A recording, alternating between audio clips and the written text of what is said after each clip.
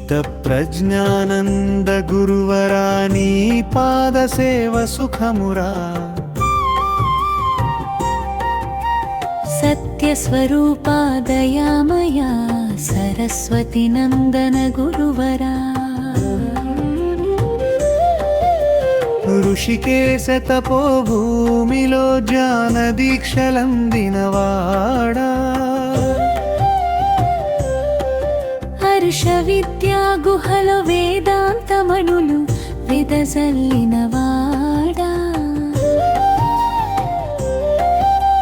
సాందీపని సాధనలో శృతి సారం గ్రహించినవాడా. ఉత్తర కాశీ శిఖరంలో బ్రహ్మతత్వం వెలిగించినవాడా. స్థిత ప్రజ్ఞానముద గురువరా నీ పాద సేవ సుఖమురా. సత్యస్వరూపా దయామయా సరస్వతి నంద గురువరా. శంకర భాష్య సుధారసము హృదయంబున నింపినవాడా. ప్రస్థానత్రయ మార్గమును ప్రజలకు చూపినవాడా. తత్వవిదానంద కృపతో త్యాగ వ్రతమిచ్చినవాడా. ఆత్మస్వరూప బంధుగణ, మీ అందరు కూడా చాలా అద్భుతమైనటువంటి ఇన్ని గంటల పాటు ఈ కార్యక్రమానికి ఇక్కడికి వచ్చారు. చిన్నపిల్లలందరికీ కూడా శుభాభినందనలు, పెద్దవాళ్ళందరికీ కూడా ధన్యవాదములు. ఇక్కడ తిమ్మాయిపల్లి గ్రామంలో హిందూ సమ్మేళనం ఏర్పాటు చేయడం అనేది అంత సులభమైన పని కాదు. ఎంత కష్టమైన పని అయినా సంఘటితమైతే అది సాధ్యమే అని నిరూపించే విధంగా అద్భుతంగా ఏర్పాట్లు చేశారు. ఈ కార్యక్రమానికి ఎంతోమంది పిల్లలు కూడా సాంస్కృతిక కార్యక్రమాలు, కూచిపూడి, భరతనాట్యం లాంటివి అద్భుతంగా చేశారు. వారికి ఇటువంటి సాంస్కృతిక కార్యక్రమాలలో రుచి చూపెట్టినటువంటి వారి యొక్క తల్లిదండ్రులకి, వారి యొక్క గురువులకి అందరికి కూడా నా యొక్క శుభాభినందనలు. హిందూ సమ్మేళన కార్యక్రమానికి వచ్చినటువంటి మన యొక్క ముఖ్య వక్తలు, మహిళా వక్త పద్మ గారికి, అదేవిధంగా మిత్రుడు కూడా వచ్చారు, వారందరికీ కూడా నా యొక్క శుభాభినందనలు. అయితే ఇప్పటికే చాలా ఆలస్యమైంది, నేను ఇంక మాట్లాడడానికి ఏమీ లేదు. మాట్లాడడానికి ఉంటుంది కానీ ఈ టైం కాదు, సమయం కాదు, సమయపాలన పాటించాలి. ముఖ్యంగా సంఘ్ ఆర్ఎస్ఎస్ అంటే డిసిప్లైన్. మరి ఆ డిసిప్లైన్ నుంచి వచ్చిన వాళ్ళమే మినిమం డిసిప్లైన్ పాటించకపోతే మరి వాళ్ళు ఏమనుకుంటున్నారు. అందుకే మీ అందరూ గుర్తించాలి, మనం ఎక్కడికి వెళ్ళినా ఎక్కడున్నా మర్చిపోకూడదు. నేల విడిసి సాం చేయరాదు అన్నారు పెద్దలు. కాబట్టి మీ అందరికి కూడా ఒక విషయం చెప్పాలి. ఆర్ఎస్ఎస్ రాష్ట్రీయ స్వయం సేవక్ సంఘ్ ఎప్పుడు ఏర్పాటైంది? 1925 విజయదశమి రోజున. ఎందుకు ఏర్పాటైంది అంటే మనకి స్వాతంత్రం వచ్చినప్పటికీ, అప్పటికి ఇంకా రాలేదు, ఒకవేళ వచ్చినా మనం ఈ దేశాన్ని, ధర్మాన్ని గుర్తించట్లేదు, మన యొక్క వ్యక్తిత్వ నిర్మాణం కాలేదు. కాబట్టి మనకు స్వాతంత్రం వచ్చినా రాకపోయినా మనం ఇలా బానిసలుగానే ఉంటాము అని గుర్తించినటువంటి స్వామి వివేకానంద ప్రేరణతో ఈ యొక్క సంఘ్ అనేది ఏర్పాటు చేయడం జరిగింది. ముఖ్య ఉద్దేశం ఏంటంటే ప్రతి వ్యక్తి వ్యక్తిత్వ నిర్మాణం కావాలి. నాకంటే ముందు నా దేశం, నా ధర్మం, నా కుటుంబం, చివరికే నేను అనే భావన, అనే జీవిత రహస్యం తెలుసుకోవాలి. దానికోసమే సంఘ ఏర్పాటైంది. 100 సంవత్సరాలు పూర్తి చేసుకొని ప్రపంచానికే ఒక సవాలు విసిరింది. సంఘటితమైతే సర్వం సాధ్యమే. భారతదేశంలో ఈరోజు 100 సంవత్సరాలు పూర్తి చేసుకుని కేవలము సమాజం కోసం, దేశం కోసం, ధర్మం కోసం పనిచేసింది. ఇప్పుడు హిందూ సమ్మేళనాలు ఆర్ఎస్ఎస్ చేయట్లేదు. ఏ ధర్మం కోసం, ఏ దేశం కోసం, ఏ సమాజం కోసం చేసిందో ఆ సమాజం గుర్తించి ఇప్పుడు హిందూ సమ్మేళనాలు చేసుకుంటున్నాము. హిందూ అంటే ఏంటి?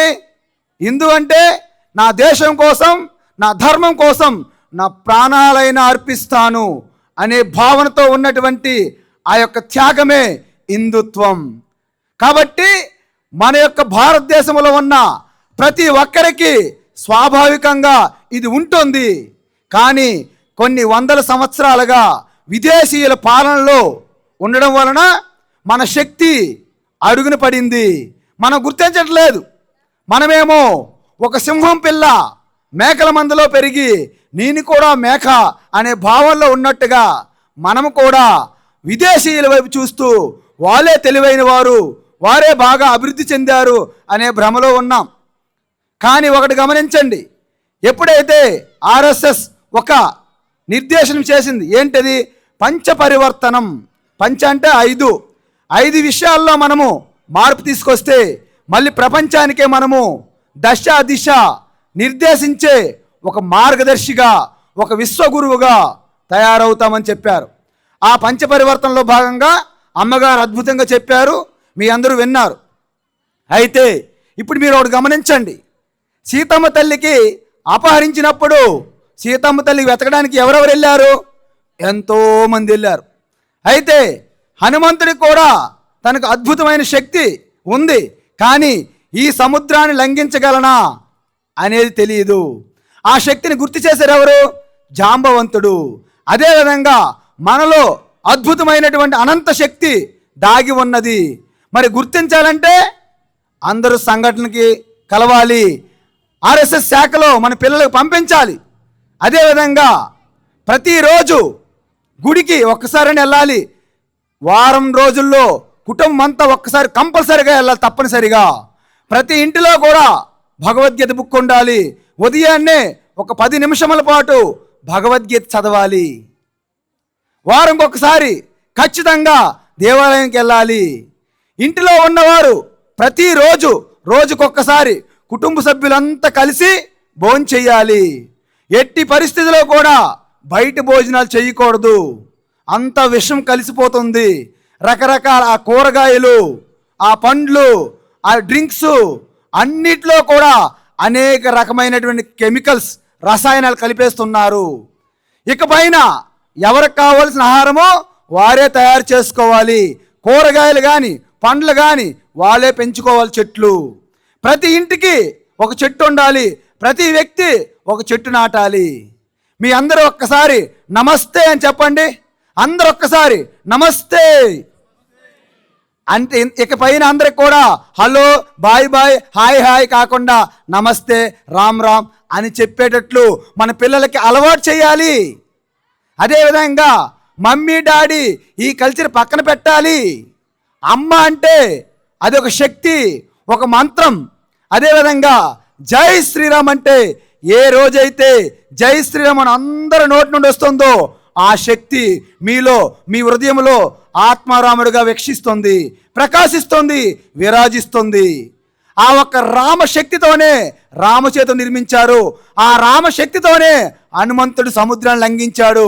అదే రామశక్తి మన కణంలో, మనలో, మన యొక్క ఎంటుకల్లో, మన పూర్తిగా మన ఎంత బాడీ, శరీరం అంతా కూడా రామతో నిండిపోవాలి.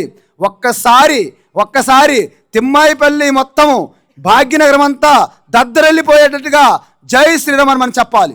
మీరందరూ రెడీయా? మీరు గట్టిగా చెప్తే, లేకపోతే గట్టిగా చెప్పి భాగ్యనగరంలో భాగ్యలక్ష్మి టెంపుల్ ఉంది చార్మినార్ పక్కన, ఆ అమ్మవారికి వినిపించాలి మన యొక్క నినాదం. ఎందుకంటే జై శ్రీరామ్ నినాదము అమ్మవారు వినాలని ఎంతో ఆతృతగా చూస్తున్నారు. కాబట్టి ఒక్కసారి జై శ్రీరామ్ అంటే దద్దరిల్లిపోవాలి తిమ్మాయిపల్లి. జై శ్రీరామ్ వినిపించలేదు, ఇంకా గట్టిగా జై శ్రీరామ్. అరే ప్యాసే బోలో, జోసే బోలో, గట్టిగా, ఇంకా ఎనర్జీ సాలేదు. అరే ప్యాసే బోలో, జోసే బోలో. జై శ్రీరామ్ అనే మంత్రము, దానికి ఉన్నటువంటి శక్తి ఇంత అంత కాదు. మీకు తెలియదు, ఇది మంత్రం కాదు కదా, ఏదో జై శ్రీరామ్ కదా, కాదు. కొన్ని కోట్ల మంది, కొన్ని కోట్ల సార్లు జై శ్రీరామ్ నినాదంతో దానిలో శక్తి, ఆ పొటెన్షియాలిటీ అనంతంగా ఉన్నది. ఒక్కసారి మనము పూర్తిగా పాదముల నుండి శిరస్సు వరకు కణము కూడా అంత కూడా సమ్మిళితమై అనుసంధానమై జై శ్రీరామ్ అంటే మీలో ఉన్న వీక్నెస్, బలహీనత మొత్తం పోతుంది. ఒక్కసారిగా మీలో అనంతమైన శక్తి ప్రకటమవుతుంది. నిజం, ఇది ప్రాక్టికల్. కాబట్టి ఇప్పుడు మీకు ఒక్కటే ఆన్సరు ఏంటంటే, నేను ఏది చెప్పినా జై శ్రీరామే. ఏమంటారు? జై శ్రీరామ్. సిద్ధమా? ఓకే. ఓం. అరే ఆగే దేకో, అరే పీछे देखो, अरे दाहिने देखो, अरे बाएं देखो, अरे ऊपर देखो, अरे नीचे देखो, अरे प्राण में, अरे मन में, अरे कन में, अरे कंकर में, अरे योग में, अरे भोग में, अरे रोग में, अरे भक्त में, अरे योग में, अरे भोग में, अरे भूमि में, अरे जल में, अरे वायु में, अरे अग्नि में, अरे आकाश में, हर तारों में, हर ग्रहणों में, हर सूर्य में, हर चंद्र में, भक्ति योग में, कर्म योग में, ज्ञान योग में, राजयोग में, ऋषि में देखो, कृषि में देखो, देव में देखो, हर शक्ति में देखो, हर प्राणी में देखो, हर जीव में देखो, हर सामने देखो, हर पीछे देखो, हर दाहिने देखो, हर बाएं देखो, हर नीचे देखो, हर ऊपर देखो, हर प्राण में देखो, हर जीव में देखो, हर मट्टी में देखो, हर ग्राम में देखो, हर कॉलोनी देखो, हर बस्ती में देखो. జై శ్రీరామ్ అనేది బంబేలెత్తాలి ప్రజలు. ఇంకా ఎవరైతే శత్రువులు ఉన్నారో, ఎవరైతే నెగిటివ్ ఎనర్జీ ఉందో ఎక్కడి నుంచి గాల్లో తేలిపోవాలి. అది మన భారతదేశం యొక్క స్వరూపము, అది మన భారతదేశం యొక్క చరిత్ర. మనదేనోయ్ భారతదేశం, భారతదేశం మనదేనోయ్. చెప్పండి, మనదేనోయ్ భారతదేశం, భారతదేశం మనదేనోయ్. రాముని గన్నా భారత నీది, సీతను గన్నా పవిత్ర భూమి. రాముని గన్నా భారత నీది, సీతను గన్నా పవిత్ర భూమి. ఆంజనేయుడు లక్ష్మణ భరతలు ఆదర్శంబులు మీకురా. ఆ చంద్రార్కం ఆదర్శంబది రామాయణమని చాటాలోయ్. రఘురాముని చరితం నాదనవోయ్, శ్రీకృష్ణుని చరితం నాదనవోయ్. మనదేనోయ్ భారతదేశం, భారతదేశం మనదేనోయ్. ధర్మరాజుని కన్న భారతి, భగవద్గీతను ఇచ్చిన భారతి. వేనవేలుగా ధర్మ సూక్ష్మములు భారతమందును కలిగిన భారతి. ప్రపంచానికే నీతి నేర్పగల పంచమ వేదం నాదనవోయ్. ఆ మహాభారతం నాదనవోయ్. మనదేనోయ్ భారతదేశం, భారతదేశం మనదేనోయ్. మనదేనోయ్ భారతదేశం, భారతదేశం మనదేనోయ్. యవనులు గెలిచిన చంద్రగుప్తుడు, మొఘలులు తరిమిన వీర శివాజీ. పుష్యమిత్రుడు తాంతేతోపి, రుద్రమదేవి ఝాన్సీ రాణులు. సువర్ణ పొడలతో చరిత్ర నింపిన భారతి బిడ్డలు వారనవోయ్. వారంతా నా వారనవోయ్. మనదేనోయ్ భారతదేశం, భారతదేశం మనదేనోయ్. మనదేనోయ్ భారతదేశం, భారతదేశం మనదేనోయ్.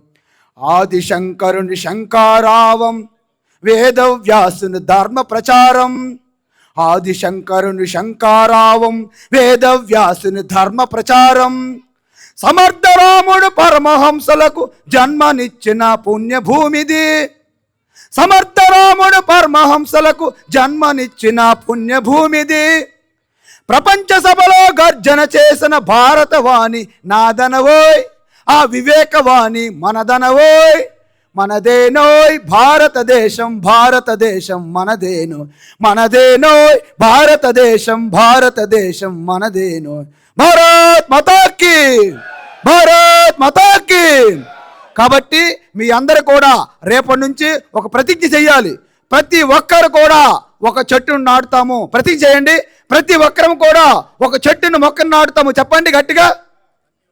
ప్రతి ఒక్కరు కూడా ఒక చెట్టును, ఒక మొక్కను నాటుతాము. ప్రతి ఇంట్లో ఒక భగవద్గీత ఉంటుంది. ప్రతిరోజు ఒక్క శ్లోకమైన భగవద్గీత చదువుతాను. ప్రతి ఇంటికి ఒక గోమాత ఉండాలి. అందుకే ఎప్పుడైతే మీరు ఒక మొక్కను నాటి మీ ఇంట్లో గోమాత ఉంటుందో మీ ఇల్లు సుభిక్షంగా ఉంటుంది. మీరు ఎవరిపైన ఆధారపడకూడదు. మీ ఇంటి చుట్టూ మీరే కాయగూరలు పండించుకోవాలి, మీరే పూల మొక్కలు పండ్ల మొక్కలు వేసుకోవాలి. ఈ ప్రపంచం మీద ఆధారపడకండి. అంతా మోసం, అంతా దగ, అంతా వంచన. చూశారు కదా ఎన్ని మోసాలు, ఎన్ని కుట్రలు, ఎంత కపటము. కాబట్టి అమ్మ ఒడి నుండే ప్రారంభం అవ్వాలి. అమ్మ ఒడి, బడి, గుడి, ఈ మూడింట్లో కూడా మన మార్పు తీసుకురావాలి. మనందరం కూడా ప్రతి శనివారం పెట్టుకోండి. ప్రతి శనివారం మీ దగ్గరలో ఉన్న దేవాలయానికి కుటుంబ సమేతంగా అందరూ వెళ్ళాలి. అర్థమవుతుందా? ఇప్పుడు చూడండి, ఒక శుక్రవారము, ఒక ఆదివారము వాళ్ళ ఒక పుస్తకం పట్టుకుని వెళ్తుంటారు.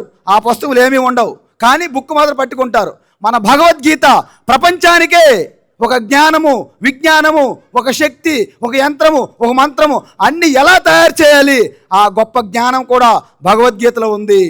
కాబట్టి ఒక చిన్న విషయం చెప్పి నేను ముగిస్తున్నాను. అందరూ ఒకసారి చెప్పాలి నాతో పాటు. బొట్టు పెట్టుకో గీత పట్టుకో, బొట్టు పెట్టుకో గీత పట్టుకో. చెప్పండి. బొట్టు పెట్టుకో గీత పట్టుకో. బొట్టు పెట్టుకుంటే శివ అవుతావు, బొట్టు లేకుంటే శవం అవుతావు. బొట్టు పెట్టుకుంటే శివ అవుతావు, బొట్టు లేకుంటే శవం అవుతావు. గీత చదివితే ఋషి అవుతావు, గీత లేకుంటే మసి అవుతావు. గీత చదివితే ఋషి అవుతావు, గీత లేకుంటే మసి అవుతావు. కృష్ణం వందే జగద్గురుం, వందే కృష్ణం జగద్గురు. గట్టి చెప్పండి అందరూ. కృష్ణం వందే జగద్గురుం, వందే కృష్ణం జగద్గురుం. కాబట్టి మీ ఇంటిలో భగవద్గీత చదివించాలి అమ్మ ప్రతి పిల్లలకి. అదేవిధంగా మీ ఇంటి చుట్టూ ఒక పర్యావరణ పచ్చదనం ఉండాలి. ప్లాస్టిక్ వాడొద్దు అంటున్నారు. కానీ ప్రభుత్వాన్ని నేను ఒక చిన్న విన్నపము. ఈ ప్రభుత్వం మనల్ని నాశనం చేయడానికి చూస్తున్నారా? ప్లాస్టిక్ వాడొద్దంటే అది తయారు చేయకుండా ఆ పర్మిషన్లు, అనుమతులు ఎందుకు ఇస్తున్నారు? ఆల్కహాల్ తాగొద్దు అని చెప్తారు వేదిక మీద. ఆల్కహాల్ తయారు చేసే ఆ లైసెన్స్లు ఎందుకు ఇస్తున్నారు? స్మోకింగ్ చెయ్యొద్దు అంటున్నారు. కానీ ఈ సిగరెట్లు అని తయారు చేసే కంపెనీలకి అనుమతులు ఎందుకు ఇస్తున్నారు? చూడండి, ఇదంతా బ్రిటిష్ వాళ్ళలాగా మనకు మోసం చేస్తుంది ప్రభుత్వాలు. మీరు గమనించాలి. రాష్ట్ర ప్రభుత్వమైన, కేంద్ర ప్రభుత్వమైన అంతా దొంగలే. చూసారా? మందు తాగొద్దు, మందు మాత్రం తయారు చేస్తుంటారు. స్మోకింగ్ చేయొద్దు, సిగరెట్ మాత్రం తయారు చేస్తుంటారు. ప్లాస్టిక్ వాడకండి, విషము, ప్రాణాపాయము. ప్లాస్టిక్లు తయారు చేస్తున్నారు. అంటే మనం ఎంత జాగ్రత్తగా ఉండాలి. మీరు గనక అప్రమత్తంగా లేకపోతే ఈ ప్రభుత్వాలు, ఈ ప్రజలు, వీళ్ళ మాటలన్నీ కూడా జస్ట్ మాయ మాటలే. కాబట్టి ప్రతి ఒక్కరు కూడా మన ఇంటిలోనే ఇప్పటి నుంచే మీరు సిద్ధమవ్వాలి. ఈ ప్లాస్టిక్లు వద్దని, ఈ యొక్క స్మోకింగ్ వద్దని, ఈ ఆల్కహాల్ వద్దని చెప్పడం కంటే చిన్నప్పటి నుండే, తల్లి గర్భంలో బిడ్డ ఉన్నప్పటి నుండే మీరు మహాభారతము, రామాయణము, భగవద్గీత లాంటి తెలుసుకొని ఆ యొక్క అభిమన్యుడు, ప్రహ్లాదుడు, హనుమంతుడు లాంటి బిడ్డల్ని మీరు కనాలి. ఆ విధంగా పెంచాలి. ఆ జిజియా మాత ఛత్రపతి శివాజీని అందించారు. మీరు ఎంతమంది శివాజీని అందించాలి అనే ఒక ప్రతిజ్ఞ చేసుకోవాలి. అందువలన మనకున్నటువంటి ఈ యొక్క యువత మాతృశక్తి ప్రపంచానికే శాసించే శక్తి మనకు ఉంది. కానీ మనము తెలుసుకోవట్లేదు. కాబట్టి అందరూ కూడా ఈ యొక్క హిందూ సమ్మేళనాలతో మనమంతా కలిసి ఉంటే నిలబడతాం. కలిసి ఉంటే విడిపోతే పడిపోతాం. విడిపోతే కలిసి ఉంటే.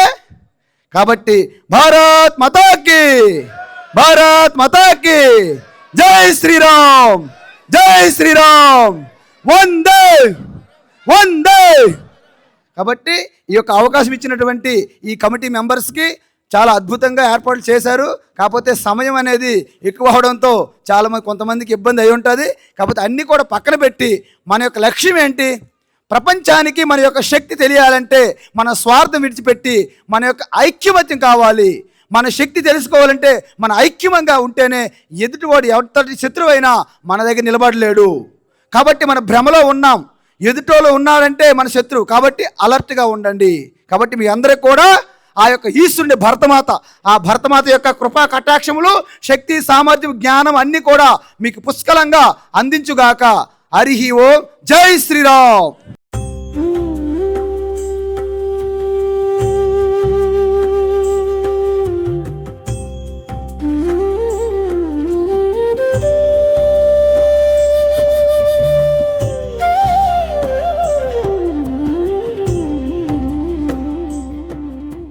స్థిత ప్రజ్ఞానంద